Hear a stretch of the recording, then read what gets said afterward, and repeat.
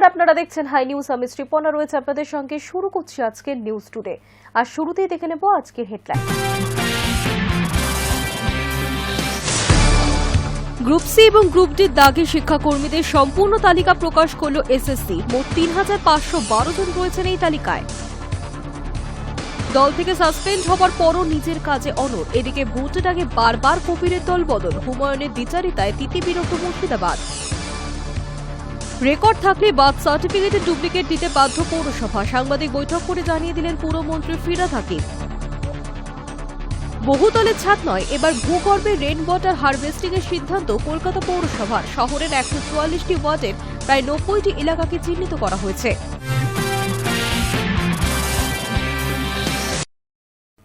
রাজ্যে বেড়েছে ডিমের দাম। ৮ টাকা পিস প্রতি বিক্রি হচ্ছে, যেখানে পাইকারি বাজারে বিক্রি হচ্ছে ৭ টাকায়। আর এই পরিস্থিতিতে শহরের একাধিক বাজারে হানা দিল টাস্ক ফোর্সের সদস্যরা। রাজ্যে ডিমের উৎপাদন উল্লেখযোগ্য হারে বেড়েছে, কিন্তু বাজারে সেই বাড়তি সরবরাহে লেশমাত্র প্রভাব নেই। খুচরো বাজারে ডিমের দাম টানা কয়েক সপ্তাহ ধরে আগুন। প্রতি ডিম ৮ টাকা কিংবা তারও বেশি। পাইকারি বাজারে যেখানে ডিম পাওয়া যাচ্ছে ৬.৮০ টাকায় কিংবা ৭ টাকায়, সেখানে খুচরো দামে এত ব্যবধান নিয়ে ক্রেতাদের ক্ষোভ বাড়ছেই। ঠিক এমন পরিস্থিতিতেই শহরের বিভিন্ন বাজারে অভিযান চালালো টাস্ক ফোর্স। কালো বাজারে রুখতে বড়বাজার সহ মানিকতলা সহ শহরের বেশ কয়েকটি বড় বড় বাজারে হানা দিয়েছে টাস্ক ফোর্স। ব্যবসায়ীদের কড়া ভাষায় হুঁশিয়ারি দিয়েছেন টাস্ক ফোর্সের সদস্যরা। সরেজমিনে দোকান ঘুরে বিক্রেতাদের থেকে মূল্য তালিকাও খতিয়ে দেখেছেন তারা। কেন দাম কমছে না, এই প্রশ্নের উত্তর খুঁজতেই প্রশাসন ইতিমধ্যেই জেলা ভিত্তিক বিস্তারিত রিপোর্ট চেয়ে পাঠিয়েছে। শীত পড়লেই চাহিদা বাড়ে ডিমের, দামও খানিক ওঠানামা করে। কিন্তু এবছরের উল্লম্বন সেই স্বাভাবিকতার বাইরে বলে মনে করছেন অর্থনীতিবিদদের একাংশ। উৎপাদন বেড়েছে, তবু দাম এত উচ্চ, একে অস্বাভাবিক বলেই দেখছেন তারা। প্রাণী সম্পদ দপ্তরও নেমেছে খতিয়ে দেখার কাজে। কোন জেলায় কত উৎপাদন, কোন বাজারে কত দামে বিক্রি হচ্ছে, ফিডের ব্যয় কতটা বেড়েছে, সব হিসেব পাঠানো হবে মুখ্যমন্ত্রী দপ্তরে। প্রশাসনের মতে সমস্যা শুধু উৎপাদন খরচে নয়, বরং সন্দেহ বাড়াচ্ছে পাইকারি কিংবা খুচরো দামের বিপুল ফারাক। বাজারে ইচ্ছাকৃতভাবে যোগান আটকে রেখে দামের গতি নিয়ন্ত্রণ করার চেষ্টা আছে কিনা তাও খতিয়ে দেখা হচ্ছে। নজরদারি ইতিমধ্যে বাড়িয়েছে নবান্ন। অন্যদিকে খামারিদের দাবি, দামের অস্থিরতার নেপথ্যে সবচেয়ে বড় দায় ফিডের আকাশ ছোঁয়া দাম। ভুট্টা, সয়াবিন মিল, মাছি, ভুসি, মুরগির খাবারের সমস্ত উপাদানের দাম গত কয়েক মাসে বিপুল বেড়েছে। উৎপাদন খরচ অন্তত ২০ থেকে ৩০% বৃদ্ধি পেয়েছে বলেই দাবি তাদের। ফলে উৎপাদন বাড়লেও খরচের উপর বাজার দরে কার্যত আগুন ধরাচ্ছে।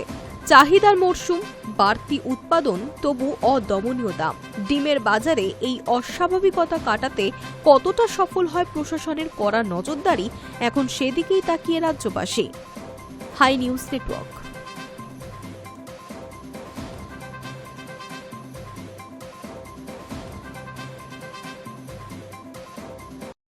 বহুতলের ছাদ নয়, এবার ভূগর্ভে রেন ওয়াটার হারভেস্টিং এর সিদ্ধান্ত কলকাতা পৌরসভার।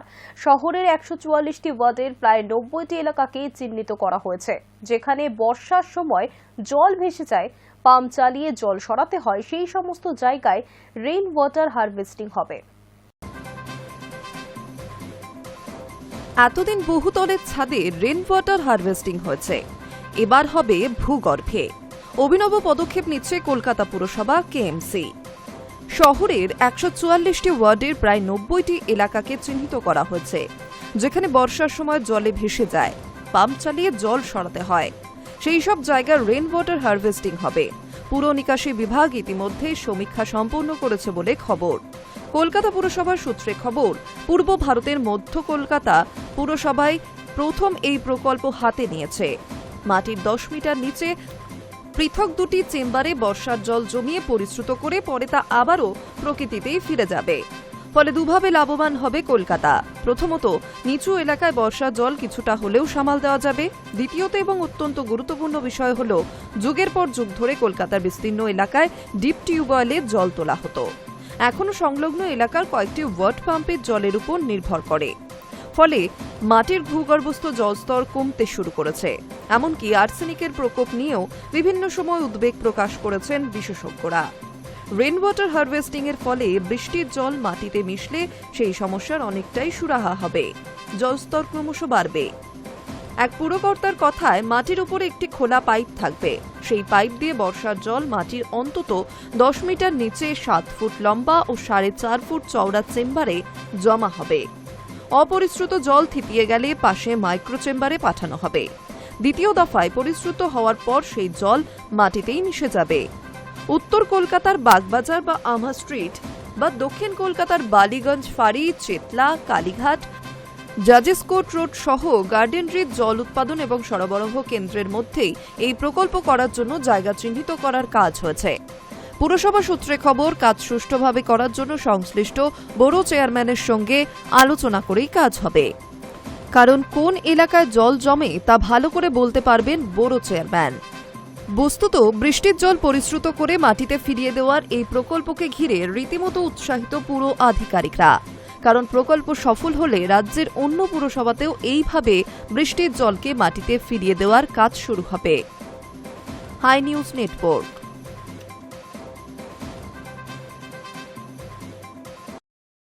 শহর জুড়ে ডেঙ্গুর গ্রাফ নামতে শুরু করেছে, কিন্তু ব্যস্ততা কমেনি পৌরসভার। আবহাওয়া ঠান্ডা হলেও মাদার ফসি অর্থাৎ মশার বংশ বিস্তারের মাতৃকেন্দ্রগুলি এখনও কলকাতার জন্য চিন্তার কারণ।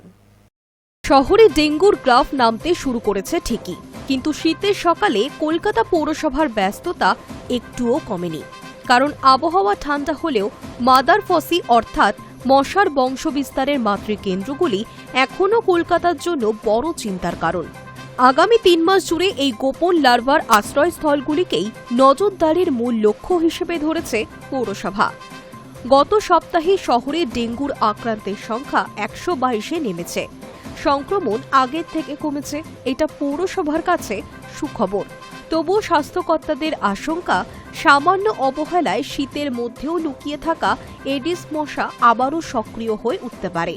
বিশেষ করে নির্মাণাধীন বাড়ির কোণায় জমে থাকা জল, পরিত্যক্ত টব, ছাদের ট্যাঙ্ক বা পুরনো ড্রাম, এই জায়গাগুলি শীতের মরশুমে মাদার ফসি তৈরি হওয়ার সবচেয়ে সম্ভাব্য স্থান।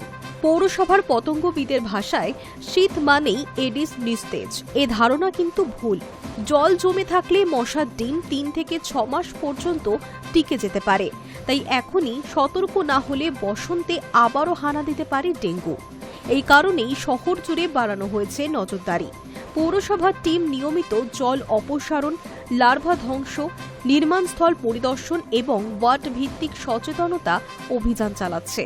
নাগরিকদেরও পরিষ্কার পরিচ্ছন্নতার ক্ষেত্রে কঠোর দায়িত্ব নিতে বলা হয়েছে। পৌরসভার আবেদন, আশপাশে কোথাও অযত্নে জল জমতে দেখলে সঙ্গে সঙ্গে পৌরসভাকে জানান। আপনার সতর্কতায় শহরকে নিরাপদ রাখার সবচেয়ে বড় হাতিয়ার। Hi news network. সর্বপ্রথম শিয়ালদা রানাঘাট রুটে এসি লোকাল চালিয়েছিল পূর্ব রেল। তারপর একে একে কৃষ্ণনগর, বনগাঁ, সবশেষে কল্যাণী রুটে চালু হয়েছে এসি লোকাল। এবার আরও 5টি নতুন এসি লোকাল পেতে চলেছে পূর্ব রেল, এমনটাই জানালেন পূর্ব রেলের জেনারেল ম্যানেজার। সর্বপ্রথম শিয়ালদহ রানাঘাট রুটে এসি লোকাল চালিয়েছিল পূর্ব রেল। তারপর একে একে কৃষ্ণনগর, বনগাঁ, সর্বশেষ কল্যাণী রুটে চালু হয়েছে এসি লোকাল। এবার আরও 5টি নতুন এসি লোকাল পেতে চলেছে পূর্ব রেল, এমনটাই জানালেন পূর্ব রেলের জেনারেল ম্যানেজার মিলিন্দ দেউস্কর। কোন রুটে চলবে ট্রেন? জানা গিয়েছে এবার হাওড়া ডিভিশনে ট্রেন চলবে। হাওড়া থেকে ব্যান্ডেল রুটে এসি লোকাল চালানোর ভাবনা রয়েছে। পূর্ব রেলের জেনারেল ম্যানেজার মিলিন্দ জানিয়েছেন, হাওড়া থেকে ব্যান্ডেলের মধ্যে সমীক্ষার কাজ চলছে। কৃষ্ণনগর, রানাঘাট, কল্যাণী, কৃষ্ণনগর রুটে এসি লোকাল চলছে। উল্লেখযোগ্যভাবে যাত্রী সংখ্যা বৃদ্ধি পেয়েছে বলেও জানিয়েছে শিয়ালদহ ডিভিশন। বৃহস্পতিবার থেকে শিয়ালদহ কল্যাণী রুটে আরও একটি নতুন এসি লোকাল শুরু হয়েছে পূর্ব রেলের তরফে। সেই কারণেই বৃদ্ধি করা হচ্ছে ট্রেনের সংখ্যা। পূর্ব রেলের জেনারেল ম্যানেজার মিলিন্দ দেউস্কর জানিয়েছেন, আরও 5টি নতুন এসি লোকাল পাচ্ছে পূর্ব রেল। তবে হাওড়া ব্যান্ডেলে কবে থেকে কখন ট্রেন চলবে সেই বিষয়েও এখন কিছু বলা হয়নি। সবকটি ট্রেনই হাওড়া ডিভিশনে চলবে কিনা তাও জানা যায়নি। প্রাথমিক কাজ শুরু হয়েছে। এদিকে হাওড়া ডিভিশনের বিভিন্ন ট্রেন দেরিতে চলা কার্যত রুটিনে পরিণত হয়েছে বলেও অভিযোগ যাত্রীদের। দিনে দিনে বাড়ছে ক্ষোভ। হাওড়া ডিভিশনে ট্রেন দেরিতে চলা নিয়ে পূর্ব রেলের জেনারেল ম্যানেজার দায় চাপিয়েছেন দক্ষিণ পূর্ব রেলের উপর। তার দাবি, দক্ষিণ পূর্ব রেলের পণ্যবাহী ট্রেনগুলি পূর্ব রেলের এলাকায় ঢুকলে দীর্ঘ সময় লাইন ব্লক হয়ে যাচ্ছে, যে কারণে সময় মতো ট্রেনগুলি সময় মতো স্টেশনে ঢুকতে ও ছাড়তে পারছে না।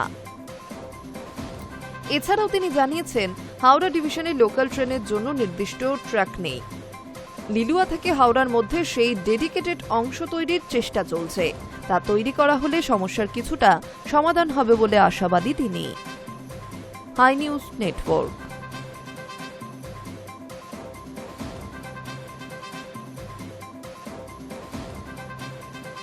দেশের বৃহত্তম বিমান সংস্থা ইন্ডিগোতে এখন চরম বিশৃঙ্খলা চলছে। কার্যত ধসে পড়েছে ওই সংস্থার পরিষেবা। শুক্রবারও দেশের প্রায় সমস্ত প্রান্তের সব অন্তর্দেশীয় বিমান বাতিল করেছে ইন্ডিগো। আর এই পরিস্থিতিতে চাপের মুখে পড়ে উড়ান সংক্রান্ত নয়া নিয়ম আংশিক প্রত্যাহার করল কেন্দ্রের নিয়ন্ত্রণাধীন অসামরিক বিমান চলাচল নিয়ামক সংস্থা। দেশের বৃহত্তম বিমান সংস্থা ইন্ডিগোতে চরম বিশৃঙ্খলা শুরু হয়েছে। কার্যত ধসে পড়ে ওই সংস্থার পরিষেবা। শুক্রবারও দেশের প্রায় সমস্ত প্রান্তের সব অন্তর্দেশীয় বিমান বাতিল করেছে ইন্ডিগো, যার ফলে বিমানবন্দরগুলিতে তোলপাড় শুরু হয়েছে। এই পরিস্থিতিতে চাপের মুখে পড়ে উড়ান সংক্রান্ত নয়া নিয়ম আংশিক প্রত্যাহার করল কেন্দ্রের নিয়ন্ত্রণাধীন অসামরিক বিমান চলাচল নিয়ামক সংস্থা ডিজিসিএ। আগে বিমান কর্মীদের বিশ্রাম এবং ছুটি সংক্রান্ত নির্দেশিকাতে বলা হয়েছিল, বিমান সংস্থাগুলি বিমান কর্মীদের ছুটিকে সাপ্তাহিক বিশ্রামের বিকল্প হিসেবে গণ্য করতে পারবে না, অর্থাৎ ছুটি এবং বিশ্রামের দিন দুটি পৃথক। এই নির্দেশিকায় প্রত্যাহার করে দেওয়া হয়েছে। এখন থেকে বিমান কর্মীদের ছুটির দিনকে বিশ্রামের দিন হিসেবে গণ্য করা হবে। ডিজিসিএ একটি বিবৃতিতে জানিয়েছে, বর্তমান পরিস্থিতির কথা মাথায় রেখে এবং একাধিক বিমান সংস্থা থেকে পাওয়া আবেদনের ভিত্তিতে আগের নির্দেশিকাটি পর্যালোচনা করা প্রয়োজন বলে মনে করা হয়েছে। গত 3 দিনে ইন্ডিগোর প্রায় 3,400 উড়ান বাতিল হয়েছে। এর মধ্যে শুক্রবারই বাতিল হয়েছে 600 বিমান। পরিস্থিতি এতটাই সঙ্গীন যে অধিকাংশ বিমানবন্দরে আটকে রয়েছেন শয়ে শয়ে বিমান যাত্রী। কেউ অফিসের কাজে, কেউ চিকিৎসার জন্য ইন্ডিগো বিমানে যাওয়ার কথা ছিল।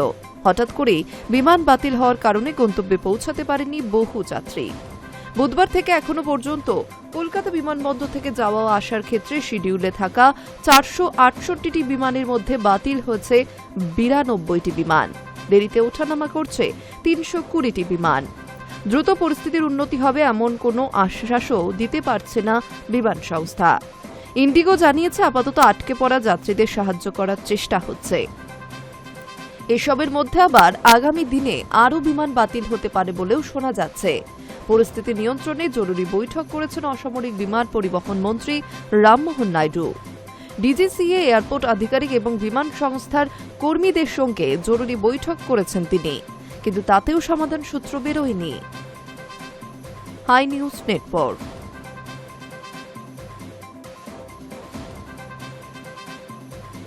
দূষণে শ্বাসরুদ্ধ দিল্লি। শনিবার সকালে রাজধানীর একিউআই অতি খারাপ পর্যায়ে। শনিবার দূষণের মাত্রা তথা গড় একিউআই 333। এদিকে পারদ নামছে দ্রুত। দূষণের হাত থেকে আর যেন নিস্তার নেই দিল্লির। শুক্রবারের থেকেও শনিবার সকালে দূষণের মাত্রা আরও বেশি। ভোর থেকেই রাজধানীর শরীর জুড়ে কুয়াশার কম্বল। সামান্য দূরের জিনিসও চোখে পড়ছে না। এদিনে দূষণের মাত্রা তথা গড় একিউআই 333, অর্থাৎ অতি খারাপ। এদিকে তাপমাত্রাও কমেছে লাফিয়ে। শুক্রবার ছিল ডিসেম্বরের সবচেয়ে শীতলতম দিন। পারদ ছিল 5.6 ডিগ্রি সেলসিয়াসে। এদিন দূষণের মাত্রা সবচেয়ে বেশি চড়া রয়েছে মুন্দকায়। সিপিসিবির দেওয়া তথ্যানুসারে সকাল 7টায় এই অঞ্চলের একিউআই ছিল 381। দূষণের মাত্রায় অতি খারাপের তালিকায় রয়েছে আরকেপুরম, পাঞ্জাবিবাগ, চাঁদনি চক, রোহিণী, বিবেক বিহার, বাওয়ানা, সিরি ফোর্ট, ওয়াজিরপুর, আনন্দ বিহার, অশোক বিহার ও সোনিয়া বিহার। তুলনামূলকভাবে ভালো পরিস্থিতি দ্বারকা, মন্দির মার্গ, আয়ানগর, আইজিআই বিমানবন্দরের। প্রসঙ্গত, দীপাবলির পর থেকেই বিষাক্ত হয়ে উঠেছে দিল্লির বাতাস। তাই ক্লাউড সিডিং এর ব্যবস্থা করেছিল দিল্লি সরকার। সম্প্রতি তার ট্রায়ালও হয়, কিন্তু বৃষ্টি হয়েছে না হওয়ার মতোই। অথচ ইতিমধ্যেই 3টি ব্যর্থ ট্রায়াল বাবদ প্রায় 1.7 কোটি টাকা খরচ হয়ে গিয়েছে। কিন্তু লাভের লাভ কিছুই হয়নি, বরং লাফিয়ে বেড়েছে দূষণ। প্রাক্তন আইপিএস অফিসার ও বিজেপি নেত্রী কিরণ বেদি অনেক দিন আগেই দাবি করেন রাজধানীর বর্তমান পরিস্থিতি কোভিডের সঙ্গে তুলনীয়। এহেন পরিস্থিতিতে দূষণ যে শিশু ও বর্ষিয়ানদের জন্য বিপজ্জনক হয়ে উঠেছে তা সতর্ক করেছে বিশেষজ্ঞরা। অনেকেরই চোখ জ্বালা ও ক্রমাগত কাশির উপসর্গ রয়েছে। জল স্প্রে করে দূষণকে নিয়ন্ত্রণ করার চেষ্টা করছে প্রশাসন, কিন্তু পরিস্থিতির উন্নতি আর হচ্ছে না। মাঝে দূষণের মাত্রা ছিল খারাপ পর্যায়ে। ভূমির কাছাকাছি বায়ুর বেগ বেশি থাকার ফলে পরিস্থিতির সামান্য উন্নতি হয়েছে বলে মনে করছিল ওয়াকিবহল মহল। কিন্তু এবার ফের বাড়তে শুরু করেছে দূষণের মাত্রা। High news network.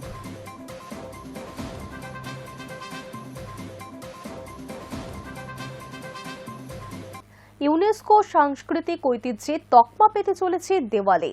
নয়াদিল্লিতে আগামী 8ই ডিসেম্বর থেকে শুরু হচ্ছে রাষ্ট্রসংঘের শিক্ষা, বিজ্ঞান এবং সাংস্কৃতিক সংগঠনের অধিবেশন। আর সেই অধিবেশনেই এবার দেওয়ালিকে অত্যন্ত সম্মানজনক এই মুকুট দেওয়া হতে পারে। ইউনেস্কো সাংস্কৃতিক ঐতিহ্যের তকমা পেতে চলেছে দিওয়ালি। নয়াদিল্লিতে আগামী 8ই ডিসেম্বর থেকে শুরু হচ্ছে রাষ্ট্রসংঘের শিক্ষা, বিজ্ঞান এবং সাংস্কৃতিক সংগঠনের অধিবেশন। অবিস্মরণীয় সাংস্কৃতিক ঐতিহ্য রক্ষার এই অধিবেশনে বিভিন্ন দেশের প্রতিনিধিরাও থাকবেন। সেই অধিবেশনে এবার দিওয়ালিকে অত্যন্ত সম্মানজনক এই মুকুট দেওয়া হতে পারে। দিওয়ালির মনোনয়ন পরীক্ষার পর আগামী 10ই ডিসেম্বর ইউনেস্কোর কালচারাল হেরিটেজের মুকুট উঠতে চলেছে দিওয়ালির মাথায়। এখনো পর্যন্ত ভারতের দুর্গাপুজো, গরবা, কুম্ভ মেলা ইউনেস্কোর এই তালিকায় স্থান পেয়েছে। উল্লেখ্য, ইউনেস্কোর এই অধিবেশন প্রথমবার ভারতে হতে চলেছে। 6 দিনের এই অধিবেশনটি হবে সপ্তদশ শতকের মোগল জমানার ঐতিহ্যশালী লালকেল্লার অভ্যন্তরে। এই অধিবেশনের কার্যসূচিতে থাকছে ঐতিহ্যশালী সাংস্কৃতিক এবং ঐতিহ্য রক্ষায় দেশগুলি কি কি ব্যবস্থা গ্রহণ করে চলেছে, পৃথিবীর এই ধরনের সংস্কৃতির প্রাচীন প্রচুর ধারক বাহক স্থাপত্য, শিল্প, স্থানীয় পরম্পরা বাঁচিয়ে রাখতে আন্তর্জাতিক অর্থ সাহায্য বা তহবিল গঠন এবং এই কাজের ভবিষ্যৎ পরিকল্পনাও। 180টি দেশের 1000-এরও বেশি প্রতিনিধি এই অধিবেশনে আসছেন। এছাড়া কমিটির সদস্যরা, ইউনেস্কোর কর্তা ব্যক্তিরা, বিশেষজ্ঞ, স্বীকৃত স্বেচ্ছাসেবী সংগঠনগুলির গণ্যমান্য ব্যক্তিরা। কেন্দ্রীয় সংস্কৃতি ও পর্যটন মন্ত্রী গজেন্দ্র সিং শেখাওয়াত বলেন, এই ধরনের সাম্মানিক অনুষ্ঠানের আয়োজন করতে পেরে ইউনেস্কোর সঙ্গে এদেশের সম্পর্ক মজবুত হবে। তিনি আরও বলেন, এর মাধ্যমে বৈশ্বিক প্রভাব আরও জোরালো হয়ে উঠবে। সাংস্কৃতিক কূটনীতি বৃদ্ধি পাবে। এই ধরনের সম্মেলনের মাধ্যমে মৈত্রীর কূটনীতি গভীরও হবে। আমরা সব দেশের সামনে দেশের ঐতিহ্য, পরম্পরা ও পর্যটন শিল্পকে তুলে ধরতে আগ্রহী। Hi news network. কতদিন ভারতে থাকবেন শেখ হাসিনা? প্রত্যাবর্ণের চাপের মধ্যে উত্তর জয়শঙ্করের। ভারত বাংলাদেশ সম্পর্ক নিয়েও উত্তর দিলেন জয়শঙ্কর। গণবিক্ষোভের জেরে গত বছরের আগস্ট মাস থেকে ভারতে অজ্ঞাতবাসে রয়েছেন বাংলাদেশের প্রাক্তন প্রধানমন্ত্রী শেখ হাসিনা। কবে নিজের দেশে ফিরবেন তিনি? শনিবার এই বিষয়ে ভারতের বিদেশমন্ত্রী এস জয়শঙ্করের বক্তব্য, এটি হাসিনার ব্যক্তিগত বিষয়। নিজের দেশের পরিস্থিতি বিচার করে সিদ্ধান্ত নেবেন তিনি। সংরক্ষণ বিরোধী ছাত্র আন্দোলন তথা গণবিক্ষোভের জেরে গত বছরের আগস্ট মাসে আওয়ামী লীগের 1.5 দশকের শাসনকালের সমাপ্তি হয়। সেনার পাহারায় দেশ ছাড়েন হাসিনা। এরপর থেকে ভারতের রাজনৈতিক আশ্রয়ে আছেন তিনি। অন্যদিকে মুজিব কন্যা দেশ ত্যাগী হতেই তার বিরুদ্ধে মামলার বন্যা বইয়ে দিয়েছে মোহাম্মদ ইউনূসের নেতৃত্বাধীন অন্তর্বর্তী সরকার।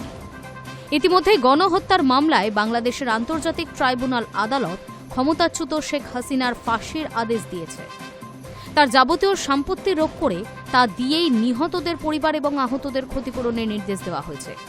পাশাপাশি জমি দুর্নীতি মামলায় হাসিনার 21 বছরের কারাদণ্ডের নির্দেশ দিয়েছে ঢাকার একটি আদালত। এই অবস্থায় হাসিনার প্রত্যর্পণ নিয়ে চাপ দিচ্ছে ঢাকা। ইতিমধ্যেই দুবার নয়াদিল্লিকে চিঠি দিয়েছে বাংলাদেশের বিদেশ মন্ত্রক। এদিন একটি সর্বভারতীয় সংবাদ মাধ্যম সাক্ষাৎকারে জয়শঙ্করকে প্রশ্ন করা হয়, হাসিনা কি যতদিন ইচ্ছা ভারতে থাকবেন? উত্তরে বিদেশমন্ত্রী বলেন, একটা বিশেষ পরিস্থিতিতে তিনি এখানে এসেছিলেন। আমার মনে হয় সেই সময়ের পরিস্থিতি স্পষ্ট করেছে তার সঙ্গে কি ঘটেছিল। কিন্তু আবারও বলছি, এটা এমন একটি বিষয় যেখানে তাকেই সিদ্ধান্ত নিতে হবে। বাংলাদেশে গণবিক্ষোভের পর থেকেই ভারতের সঙ্গে সম্পর্ক খারাপ হয়েছে ঢাকার। হাসিনা ভারতে আশ্রয় নেওয়ায় তা বেড়েছে, বই কমেনি।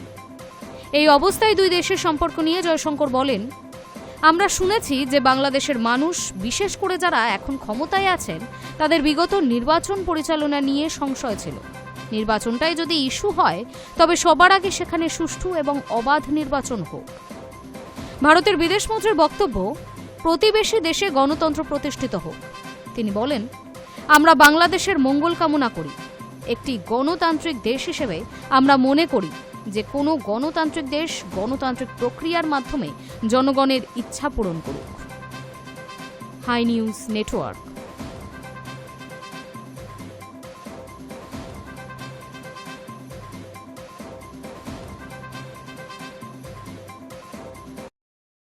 নজর রাখবো আজকের ওয়েদার আপডেটে। কলকাতায় মরশুমের শীতলতম দিন, তাপমাত্রার পারদ ছুঁয়েছে 14.5 ডিগ্রি সেলসিয়াসের গণ্ডি। সপ্তাহান্তে শীতের ঝোড়ো ব্যাটিং। আগামী কয়েকদিন এমনই আবহাওয়া জারি থাকবে বলেই জানালো আলিপুর আবহাওয়া দফতর। সপ্তাহান্তে শীতের ঝোড়ো ব্যাটিং, হুহু করে কমছে তাপমাত্রা। আলিপুর আবহাওয়া দপ্তরের পূর্বাভাস অনুযায়ী শনিবার মরশুমের শীতলতম দিনের সাক্ষী থাকল কলকাতা। তাপমাত্রার পারদ ছুঁয়েছে 14.5 ডিগ্রি সেলসিয়াসের গণ্ডি। জেলায় জেলায় ক্রমশই বাড়ছে শীতের কামড়। আগামী কয়েকদিন এমন আবহাওয়া জারি থাকবে বলেই জানিয়েছে হাওয়া অফিস। আলিপুর আবহাওয়া দপ্তর সূত্রের খবর, হুহু করে বাংলায় ঢুকছে পশ্চিমের শীতল হাওয়া। আগামী 7 দিন রাজ্যের শুষ্ক আবহাওয়া থাকবে। কলকাতায় শনিবার মরশুমের শীতলতম দিন, তাপমাত্রা 14.5 ডিগ্রি সেলসিয়াস। শুক্রবার বিকেলে দিনের সর্বোচ্চ তাপমাত্রা ছিল 26.7 ডিগ্রি সেলসিয়াস, যা স্বাভাবিকের থেকে 1.4 ডিগ্রি সেলসিয়াস কম। বাতাসে জলীয় বাষ্পের পরিমাণ 40 থেকে 83%। আগামী 24 ঘন্টায় শহরের তাপমাত্রা থাকবে সর্বনিম্ন 15 থেকে সর্বোচ্চ 26 ডিগ্রি সেলসিয়াস। জেলায় জেলায় সর্বনিম্ন তাপমাত্রা 10 থেকে 11 ডিগ্রি সেলসিয়াসের ঘরে পৌঁছেছে। সকালে হালকা থেকে মাঝারি কুয়াশার সম্ভাবনা। তাপমাত্রার ওঠানামার ফলে কুয়াশার সম্ভাবনা। ভোরের দিকে দৃশ্যমানতা 200 মিটার পর্যন্ত নেমে যেতে পারে। উপকূলের জেলাগুলিতে কুয়াশার সম্ভাবনা বেশি। বৃষ্টির কোনো সম্ভাবনা নেই। কলকাতা সহ দক্ষিণবঙ্গের মতো উত্তরবঙ্গেও আবহাওয়া প্রায় একই রকম থাকবে। তাপমাত্রার বড়সড় হেরফেরের কোনো সম্ভাবনা নেই। শীতের আমেজ বজায় থাকবে। স্বাভাবিকের কাছেই থাকবে তাপমাত্রা। সকালে ও রাতে শীতের আমেজ বেশি উপভোগ করা যাবে। দিনের বেলায় তুলনামূলক শীতের অনুভূতি কম। দার্জিলিংয়ের তাপমাত্রা 5 ডিগ্রি সেলসিয়াসের ঘর ছুঁয়েছে। ভোরের দিকে 2-1 জায়গায় কুয়াশার সম্ভাবনা। কোচবিহার, জলপাইগুড়ি, আলিপুর দুয়ারের কুয়াশার সম্ভাবনা বেশি। সপ্তাহান্তে পার্বত্য এলাকায় বাড়বে কুয়াশার সম্ভাবনা। বাংলার মতো ভিন রাজ্যেও জাঁকিয়ে শীতের আমেজ। দিল্লি, পাঞ্জাব, হরিয়ানা, চণ্ডীগড় এবং ঝাড়খণ্ডে শৈত্যপ্রবাহের পরিস্থিতি তৈরি হয়েছে। উত্তর পূর্ব ভারতের বিস্তীর্ণ এলাকায় ঘন কুয়াশার দাপটের সম্ভাবনা। আন্দামান ও নিকোবর দ্বীপপুঞ্জে বজ্রবিদ্যুৎ সহ বৃষ্টির সঙ্গে 30 থেকে 40 কিলোমিটার ঝোড়ো হাওয়া বইতে পারে। বৃষ্টিতে ভিজতে পারে তামিলনাড়ু, পন্ডিচেরি, করাইকালে। High news network.